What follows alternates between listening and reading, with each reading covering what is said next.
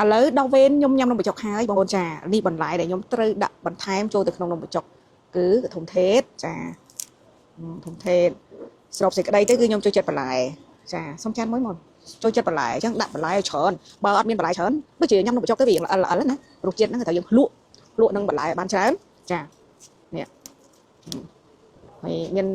នេះស្លឹកការកំប្លោកចាបងប្អូនបានជួយមកពិសានំបញ្ចុកហើយនៅបើបងប្អូនចង់ពិសាចាចង់ដឹងរសជាតិសូមអញ្ជើញមកភ្លក់នំបញ្ចុកផ្ទះបងព្រាបសុវត្ថិចា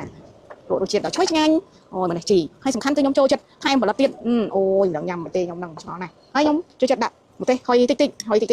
ចាហុយតិចបានហើយចាហើយអត់ទាន់ភ្លក់អីទេគឺថាចាំបាច់គ្រូឆ្មាសិនចាហើយដាក់ម្រឹងអំបិលតិចសិនអូនំសុំសុភីឥឡូវចាប់ដើមញ៉ាំហើយតែបងអញ្ចឹងណាចាចានអ៊ំហ្មងម៉ាមួយចានគឺធំខ្លាំងណាស់ហើយបងប្អូនបើទិញពីថ្ងៃច័ន្ទដល់ថ្ងៃសុក្រគឺថែមទិញ2ថែមជូនមួយចាន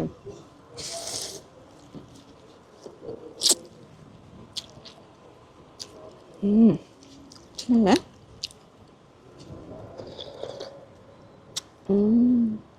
កុំភ្លេចណាចេញមកពិសានំបញ្ចុកនៅផ្ទះបងព្រាបសុវត្ថិមិនត្រឹមតែលក់នំបញ្ចុកទេមានបុកល្ហុងបងព្រាបសុវត្ថិចាមានមុខម្ហូបខ្មែរជាច្រើនមុខនៅផ្ទះបងព្រាបសុវត្ថិចាធ្វើការកំងឥឡូវនេះដឹកជូនទៅដល់ផ្ទះ